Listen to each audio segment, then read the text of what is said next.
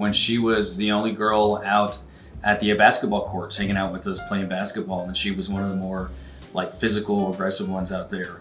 So we went to a UFC party, and I asked him if he wanted to play Rock Band with me on Wii, and we spent the rest of the night playing Rock Band and watching UFC, and just knew it was meant to be. Probably when I had his baby, I don't know. No, actually it was when I had his baby. Oh, okay, so we met in high school. He did my classwork in first period. When I told him, he was very sweet about it, and he was just like really cool and collected. So I don't think there was a moment where like I was like, oh my gosh, he's the one. I think we just progressed in our relationship, and 10 years in, we're still doing good. We stayed up late because I wanted to see the super blood moon that was happening. And though he does not care about any of that, he stayed up with me and we sat outside and just looked at the moon that was literally small. Tomboy, which was a good thing. He was loud, surprisingly. Ooh, athletic. One word, adorable, yes. In one word, I would say no, because he was my coworker and I had this rule. Hottie. Also, I'm gonna say flirt.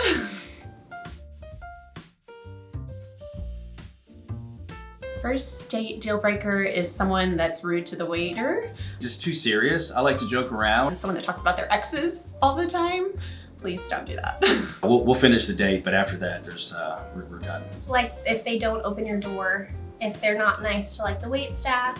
Probably odor, body odor. If they don't put any effort into how they dress, if you're wearing sandals, I will walk away. Just puts a damper on things. You're talking about us moving in or getting married. I don't know, I guess if the conversation just feels weird. If somebody doesn't want babies, I want to have babies.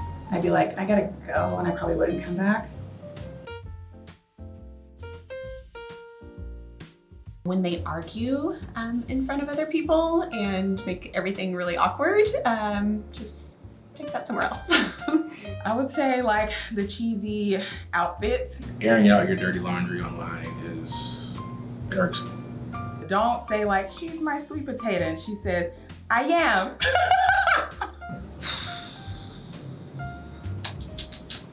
Too much PDA in public. People who have to like broadcast the relationship on social media. If they're feeding each other, I cannot with that. I can't. Maybe just all over each other too much. Calling each other hubby and wifey, I will throw up. I was chatting with this girl and we agreed to do a blind date. She shows up. I'm a pretty short person, but she was very short even for my taste. And as soon as she smiled, I saw her teeth, and I don't have the most perfect teeth by any means, but her teeth were just, I don't think she had any type of dental coverage. So it involved him showing up hours late, per usual. And so we're just driving up and down the roads, and he's just like, do you want to eat here? Do you want to eat here? I'm like, you don't have a reservation? You don't have plans? I don't know what I want to eat. So we end up going to Panda Express. I'm sitting here like eating my crispy, crusty orange chicken, dead silence. He doesn't say a word to me the entire date. And so when we're done, we go to a family get together, and they're like, where'd you guys go? McDonald's, Burger King, Jack in the Box? And I'm like, Panda Express. They all die laughing. I find out later it's because they all know that he only takes me to fast food restaurants. So I had a reputation for being a cheap date. Somebody who's like talking about the future too soon. I ghosted a girl for doing that on the first date. It was really, really bad. Like she was already talking about marriage and like how her family was very traditional, and I was just like, yeah, whatever, man. Like I'm not here for it. I was talking to this guy, said, okay, what do you want to do? And I told him, I haven't really been to the beach. And I was thinking in my head, like, okay, we're gonna have a drink. I'm thinking like Tiki Hut, like Tiki Hut bar. And the only beaches that I've ever been to are like vacation spots. And I'm realizing now being in Houston that there are a lot of beaches that are not fantastic. So I said, yeah, let's go to a beach. So I pulled up.